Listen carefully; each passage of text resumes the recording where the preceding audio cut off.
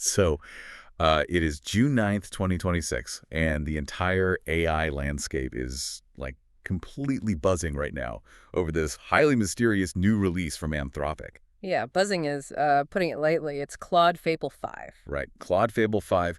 And look, if you're listening to this on your commute or, prepping for a team meeting, or maybe you just want to stay ahead of the tech curve without having to drown in endless Reddit threads, our mission for this deep dive is to cut through all that confusion. Exactly. We're going to synthesize the developer community's reaction, Right. and try to figure out what this really cryptic launch actually means for the future of, well, the AI tools you probably interact with every single day. Yeah, and to do that, we are leaning heavily into a freshly published summary from LLMtracker.d. It acts as this really fantastic barometer for how the developer community is actually reacting in real time. Yeah, because it strips away all that, glossy corporate marketing speak. Right, it looks at the raw, unfiltered sentiment, which is super valuable right now. It is, and that sentiment is exactly what we need to unpack first. Mm. Because usually, when we talk about a major technology release, there's this expectation of precision, right? Like an X-ray. Oh, yeah, like a broken bone. Exactly. You break your arm, the X-ray shows that jagged white line, and the doctor just points to the screen and says, there it is. Or a new smartphone drops, and the spec sheet shows the exact battery life, the camera megapixels, and the presenter just says, that's why it's better. Right, you expect it to be clean and measurable. Like, we like progress to be visible and neatly categorized. Totally. But then you step into the world of AI right now, and specifically this latest release of Claude Fable 5, and suddenly that spec sheet is like entirely blank. Just completely empty. Yeah. The X-ray machine feels broken. We're looking at a product landscape that is incredibly murky. And because of that murkiness, right out of the gate, this new AI release has managed to achieve a whopping 60% critical sentiment rating. Yeah, 60%.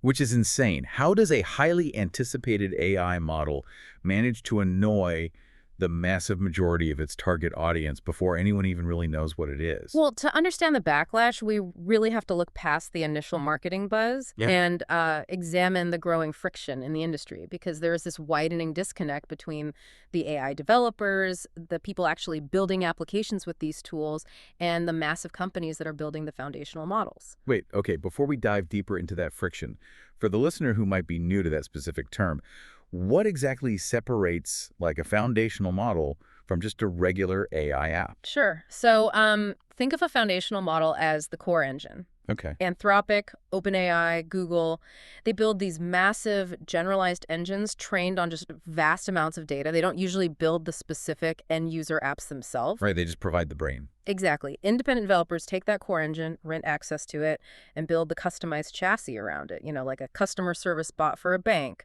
or an automated legal researcher. Right. So when the company building the engine makes a cyber change, every single developer relying on it feels the impact immediately. Which brings us to how Claude Fable 5 was actually announced, or maybe dropped is a better word, because it wasn't a grand keynote presentation with a CEO pacing a stage. Not at all. It was an abrupt, highly erratic rollout. Claude Fable 5 just surfaced briefly online, and there was absolutely no official technical documentation alongside it. Like zero clarity on its capabilities, zero clarity on who the target audience is, or even what pricing tier it belongs in. To go back to the car thing, it feels like a car manufacturer dropping a Series 5 onto a showroom floor in the middle of the night, taking the spec sheet, locking the doors, and just leaving. Yeah, that's a really good way to put it. Like, is there a brand new engine under the hood, or did they just put a speed governor on last year's chassis? I guess my question is, why would a major player like Anthropic risk such an ambiguous rollout when they know developers rely on that engine? Well, what's fascinating here is the prevailing theory dominating the discussions on Hacker News and Reddit right now. Because, when a company locks the doors to the showroom, people start peering through the windows and comparing notes. Right, nerds are going to nerd out. Exactly. And the consensus is that Fable 5 isn't a ground-up next-generation model at all. Speculation really suggests this might just be a rebranded variant of an existing internal model known as Mythos. Mythos. I saw Mythos mentioned in the source material, yeah. But it was heavily tied to this idea of being a safety-hardened model. What does that actually mean in practice? So when developers say an AI model is safety-hardened or guardrail-heavy, they're referring to the underlying architecture of how the model was trained to restrict itself. Okay. Every major AI model has parameters. Think of parameters as like the artificial synapses connecting information. In a standard model, those synapses fire freely to connect concepts and generate an answer. But when a company heavily guardrails a model, they introduce a mathematical friction that's known in the industry as the alignment tax. The alignment tax. Wow, that sounds like you're paying a penalty just for being safe. You fundamentally are paying a penalty. Yeah. To make an AI safe, to ensure it doesn't generate malicious code or inappropriate content, you have to use a significant portion of its computing power to constantly monitor its own output. Oh, so it's double-checking itself. Exactly. It has to run every generated thought through an internal filter. Like, is this safe? Is this offensive? Does this violate a policy? Right. And that constant double-checking mathematically degrades the model's overall reasoning capabilities. It makes it slower, and often it makes it noticeably less logical when handling complex but perfectly benign tasks. So it's kind of like bowling with the bumpers up. Like it keeps you out of the gutter, which is great for general public safety, but it severely limits what you can do if you actually know how to hook the ball. Yeah, the bowling bumpers analogy works for beginners, but for enterprise software developers, it's actually a bit more severe than that. Oh, right. Yeah, it's more like trying to drive a high-performance sports car on a racetrack, but the manufacturer won't let you turn off the traction control. Oh, man. Right. It actively prevents you from making the complex, nuanced maneuvers you need to win the race. It might refuse to analyze a perfectly safe piece of back-end code because the strict safety filter misinterprets a specific command as a cybersecurity threat. I see. So if Anthropic took an existing internal model, like this Mythos thing, heavily fortified it with these guardrails, and then slapped the name Claude Fable 5 on it with literally no instruction manual. I mean, it makes total sense why people are frustrated. Completely. They feel like they're being handed a restrictive consumer toy instead of a professional power tool. And they're being handed it without any transparent communication. When developers feel like their tools are being artificially restricted or nerfed, as they say, in secret, trust just erodes incredibly quickly. Yeah, let's look at the hard data on that vibe shift. Yeah. The LLM tracker summary breaks down the sentiment across the developer community, and it's 22% positive, 18% neutral, and a massive 60% critical. It's staggering. It is. That is a potent mix of, like, some genuine curiosity, but overwhelmingly deep skepticism. And if you're listening to this and thinking, I don't code, why should I care if developers are annoyed? Well, you should care because these are the people building your digital world. Absolutely. Your banking app's virtual assistant, the summary tool in your browser, the automated email drafter, all built by these developers. And if the builders are frustrated because their foundational engine is changing unpredictably, that instability trickles directly down to the apps you rely on. Which really brings us to the core grievances driving that 60% critical rating. Because this backlash isn't happening in a vacuum, Fable 5 is simply the breaking point for a much larger pattern of developer exhaustion. Yeah, looking at the data here, it seems like the sheer speed of these releases is actually backfiring. I mean, we're used to the tech world operating fast, but the source highlights that Anthropic and, honestly, the industry at large, is dropping models so rapidly that developers physically cannot keep up. The cadence has become entirely disconnected from practical software development. I mean, think about the life cycle of building an application. A developer doesn't just plug an AI model in and walk away. Right. They spend months optimizing their application to work perfectly with that specific foundational model. They fine-tune the prompts, they balance the latency, they calculate the exact API cost to ensure their app is actually profitable. Wait, let me pause you there. For the listener who isn't, managing a software backend, when you say balancing latency and API costs, are we basically talking about how fast the AI thinks and how much the developer gets charged by Anthropic every time the AI answers a user's question? That is the core of it, yes. Every single time a user clicks summarize or chat in an app, the developer pays a fraction of a cent an API cost to the foundational model provider. Okay. And latency is just the delay between the user asking the question and the AI responding. So developers spend weeks tweaking their code to make sure the AI responds in, say, under 2 seconds, while keeping that fractional cost as low as possible. So they finally get everything balanced perfectly, the app is fast, the costs are low, And then what? And then suddenly, a new model like Fable 5 drops unannounced. The old model they spent months optimizing for might be flagged to be phased out, or the new one behaves completely differently. The latency changes, the reasoning pathways change. Oh, wow. Yeah, it forces developers into this exhausting, endless cycle of playing catch-up. They are spending all their time rebuilding their foundation instead of actually innovating on the features of their own app. That sounds completely unsustainable. Like, here's a new tool, drop everything you've built over the last quarter and figure out how this new black box works. And when things are moving that fast, with zero documentation, it seems like the naming conventions just completely fall apart. Which is another major grievance in this report. We've got Opus, Sonnet, Haiku, and now Fable. Like, if I'm a developer trying to budget for my startup, how do I know which one to pick based on a literary genre? You really can't. The naming strategy has lost all descriptive technical power, and that creates severe SKU confusion. Right, SKU meaning stock keeping unit. Yeah. The different product tiers. Yes, exactly. When a company doesn't provide technical documentation, developers literally have to guess what they are actually paying for. Is a Fable a lightweight, lightning-fast model for simple tasks, or a heavy-duty model for complex logical reasoning? Is it smarter than a Sonnet? Nobody knows. Without clear differentiation, the names just feel like marketing fluff designed to obscure the actual specifications, which makes the persistently high pricing feel like a slap in the face. Cool. Let me get this straight. I don't know exactly what I'm buying because the names are confusing. You keep forcing me to upgrade to a new model every few weeks, disrupting my workflow. And you're charging a premium price for the privilege of all this chaos. You capture the sentiment perfectly. And we have immediate historical context proving this isn't just a one-off overreaction to the Fable 5 launch. Oh, right. The LLM tracker summary notes that just a couple of weeks prior, on May 28th, Anthropic released Claude Opus 4.8. Their flagship line. A heavy hitter. Yes, and it landed to a similarly lukewarm reception. Developers had figured out how to use the previous version, Opus 4.6, effectively. It was a known quantity with highly predictable outputs. Right, they had it balanced. Exactly. Then 4.8 arrived, and the community immediately suspected it had been heavily guardrailed.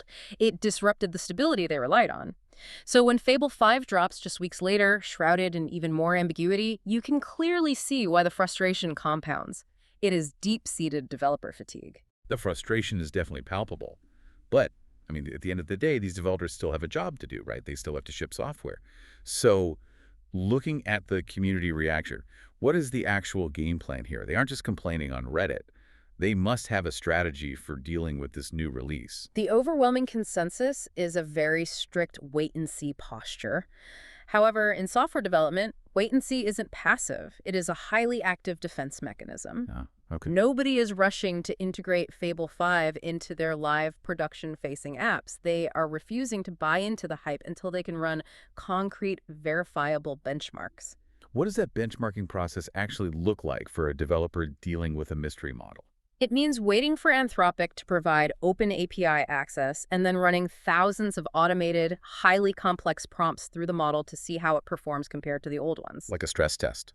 Exactly. They test it for logic puzzles, coding challenges, and edge case scenarios. They want to generate their own independent data to prove whether this Fable is actually a step forward in capability or just a repackaged Mythos with training wheels, exactly as the rumors suggest. I will say the source material does note that the community appreciated the name itself. Even if it's confusing as a SKC, Fable is inherently a bit more playful than something sterile like version 5.2.1. It apparently offered a brief flash of playful optimism in the forums. It did, but as the data shows, 60% critical sentiment indicates that optimism is incredibly fleeting. A playful name doesn't stabilize an app's latency, and it certainly doesn't pay the server bills. No, it doesn't. You know, as we walk through all of this, the developer fatigue, the deep skepticism, the brief flashes of playful optimism over a name, there is a really strange irony here that completely changes how I view this entire report. Oh yeah, the meta aspect. Exactly. We're sitting here meticulously analyzing the very messy, very human side of software engineering and community management, right? Yes, the emotional friction of the tech industry. Right. But the author of our source article, the one summarizing all these complex human emotions for us to read, is named Vika Ray from Algorand.d. And Vika Ray is actually a virtual AI agent herself. It is a remarkable twist.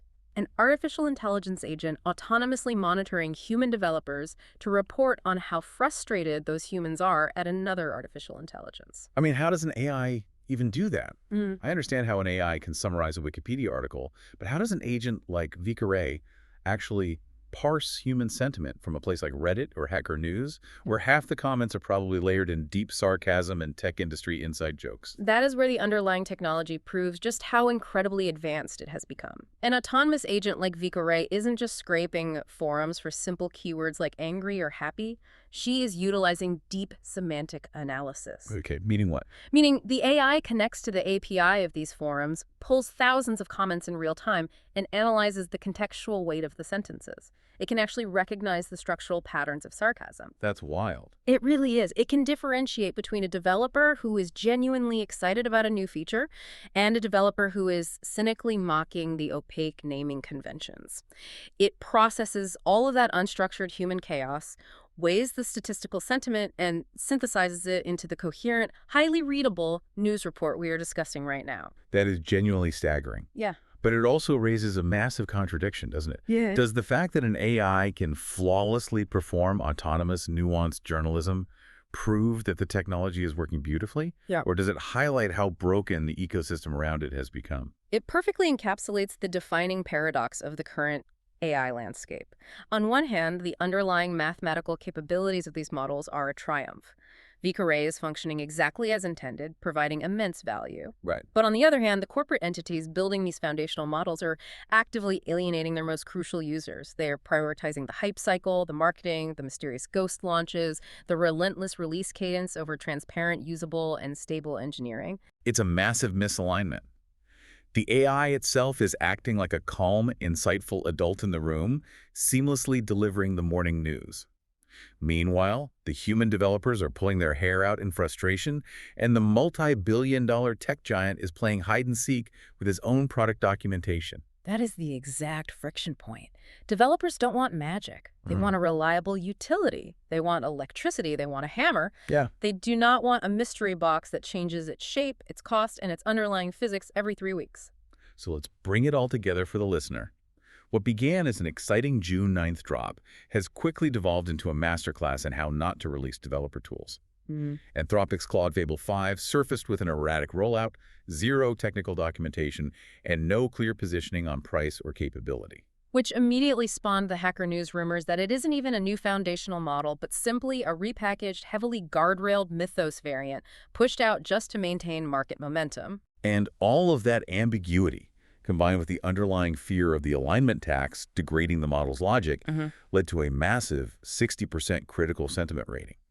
The developers are exhausted by the high prices, the confusing SKUs that sound like literary genres, and the relentless release cadence that breaks their workflows. Yeah, and for now, the tech world is holding its breath, ignoring the hype, and demanding open API access to run their own benchmarks before they trust this new engine.